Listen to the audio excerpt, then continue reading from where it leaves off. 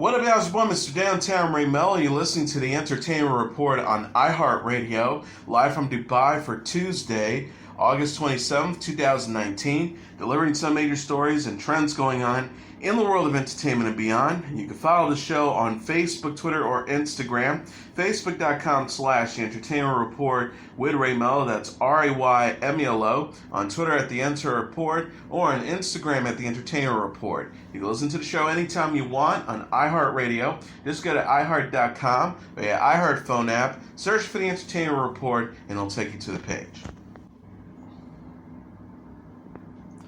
MTV presented the 36th Annual Video Music Awards live from the Prudential Center in Newark, New Jersey on Monday. Ice-T, Queen Latifah, Redman, Lords of the Underground, Naughty by Nature, Wyclef Jean, and Fetty Wap came on stage for a special hip-hop showcase to close out the event. Latifah arrived to the stage on a motorcycle and performed NUITY, or Unity. Taylor Swift was the big winner of the night, winning Video of the Year and Video for Good for You Need to Calm. Swift said on stage of the song's pro-LGBT message. In this video, several points were made, so you voting for this video means that you want a world where we are all treated equally. Billie Eilish won Best New Artist. Shawn Mendes and Camila Cabello won Best Collaboration for Senorita. The Jonas Brothers won Best Pop for Sucker. Lil Nas X won Song of the Year for Old Town Road remix featuring Billy Ray Cyrus. Rosalia and J Balvin won Best Latin for Con Altura featuring El Guccino. And Cardi B won Best Hip Hop for Money. Missy Elliott was honored with the Michael Jackson Video Vanguard Award, MTV's version of a Lifetime Achievement Award. Elliott also delivered a career-spanning performance that included her performing hits such as The Rain, Get Your Freak On, Hot Boys, Work It, WTF, Where They Came From, and Lose Control. She dedicated the award to the dance community. J Balvin and Bad Bunny teamed up for Que Pretendes. Big Sean took the stage with A$AP Ferg with Berserk. Normani performed Motivation. Latin star Rosalia performed Acute Culture. Yo and Tu y Mi, and Ningun Hombre. Miley Cyrus performed Slide Away for the first time live. Mendes performed If I Can't Have You, and then later Senorita with Cabello.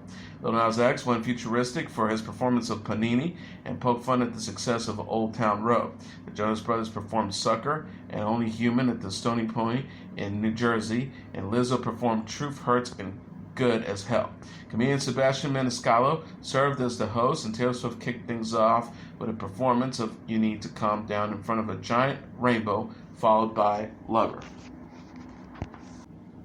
Saturday Night Live has announced on Twitter its next round of guest hosts. Eddie Murphy, former SNL cast member, will be returning to host for the first time in 35 years on December 21st. Murphy has started to return to the spotlight, recently appearing on season 11 of Jerry Seinfeld's Comedians in Cars Getting Coffee. He'll portray Ruby Ray Moore in Netflix's Dolomite Is My Name later this year.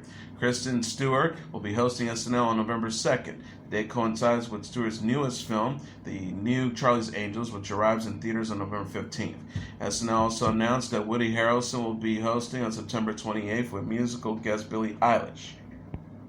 Phoebe Waller-Bridge will be hosting on October 5th with musical guest Taylor Swift, and David Harbour will be hosting October 12th with musical guest Camila Cabello. Westworld star Evan Rachel Wood and This Is Us actor Sterling K. Brown have joined the voice cast of Frozen 2. The latest cast for the sequel in 2013's Frozen was announced this weekend at Disney's D23 Expo in Anaheim, California. Wood tweeted, "Finally, I can announce I will be voicing Anna and Elsa's mother, Queen Iduna, in Disney's Frozen 2. This is absolutely a dream come true." Brown will play a character named Lieutenant Mathis. Returning for the fairy tale follow-up are the original's movie stars Kristen Bell, Idina Menzel, Jonathan Graff, and Josh Gad. The film is set to arrive in theaters on November 22nd. Frozen is about what happens when a Scandinavian princess discovers her sister, the Queen, has supernatural powers that allows her to command ice and snow.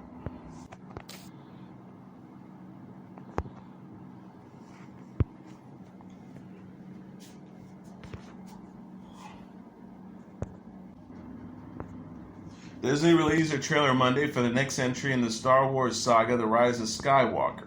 The clip features Rey, played by Daisy Ridley, having an epic lightsaber battle with the villainous Kylo Ren, played by Adam Driver, as heavy waves erupt from an ocean. The trailer also gives a retrospective on the series, which started with 1977's Star Wars A New Hope, and offers clips of Rey, Finn, played by John Boyega, and Poe Dameron, played by Oscar Isaac, arriving at a new desert planet, along with footage of the late Carrie Fisher's General Leia.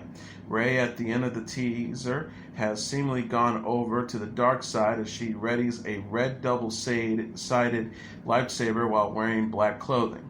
Star Wars The Rise of Skywalker from director J.J. Abrams is set to arrive in theaters on December 20th.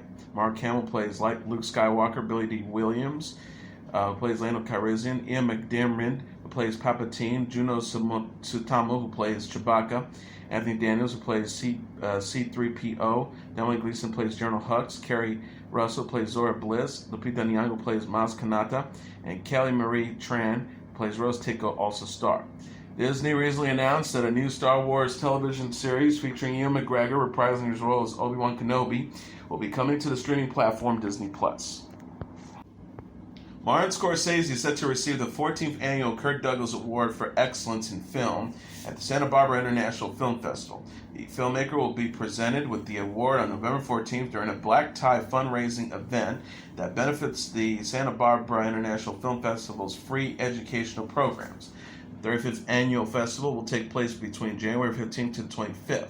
The Kirk Douglas Award, named after the actor Kirk Douglas, who was the first honoree, is given to lifelong contributions to cinema.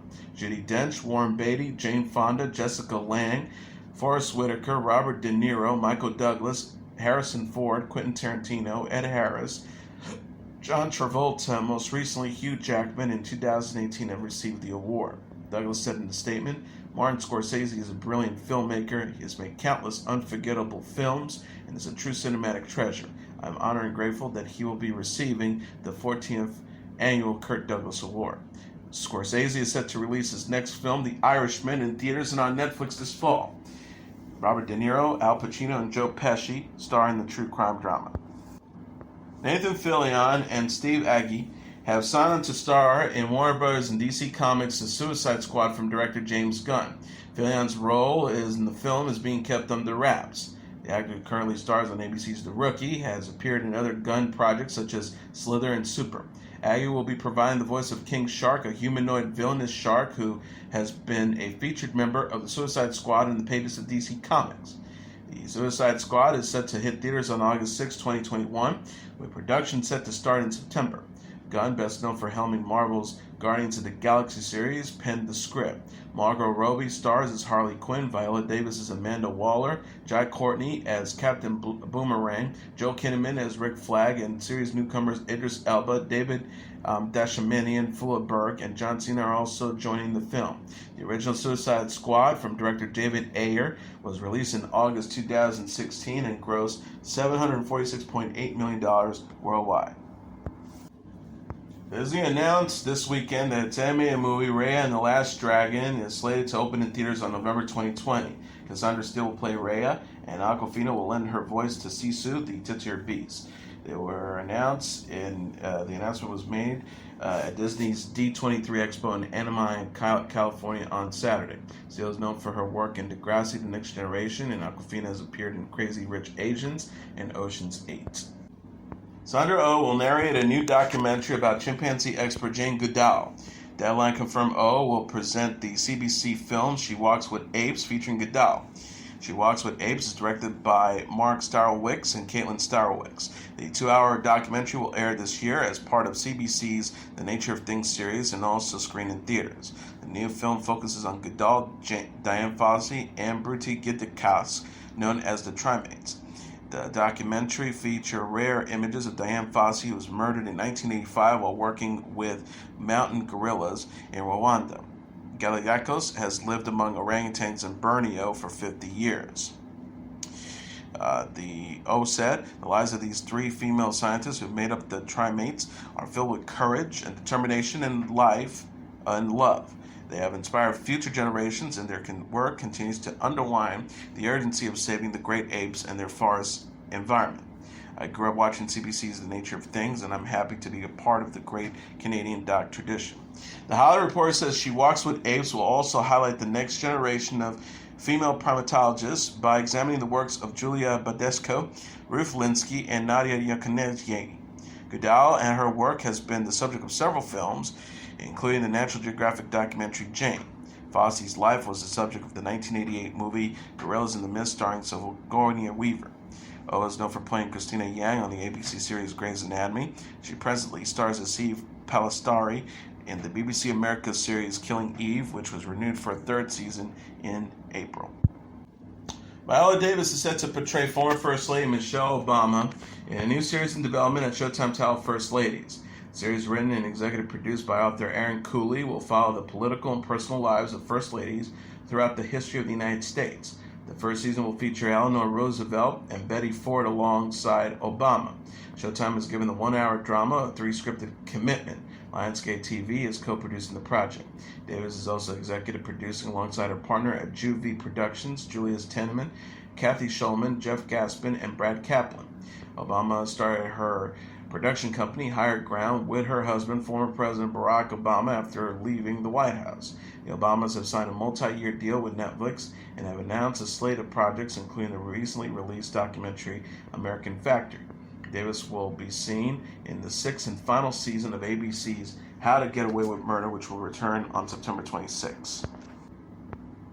The Connors actor John Galecki is teasing his return in Season 2. The 44-year-old actor said in an Instagram post Sunday that he may reprise David Healy in one or two more stories on the ABC series. Galecki shared a photo of himself with co-stars Laurie Metcalf and Sarah Gilbert, who played Jackie Harris and Darlene Conley-Healy. The image shows Metcalf and Gilbert helping Galecki to put on his pants. Galecki captioned the post, "I may be putting the literal figurative pants of David Healy back on for one or two more stories on the Connors ABC this year. 20-some years later, I'm still in awe of this Carney group who adopted me early on and still learned so very much from whenever in their presence." Actor Walton Goggins and Lindsay Kraft reacted in the comments. Kraft wrote, "This was too good. Glad I got to see it up close and personal. Love you all."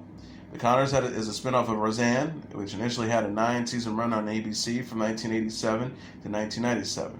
Roseanne was revived for a 10th season in 2018, but was canceled after star Roseanne Barr's racist tweet.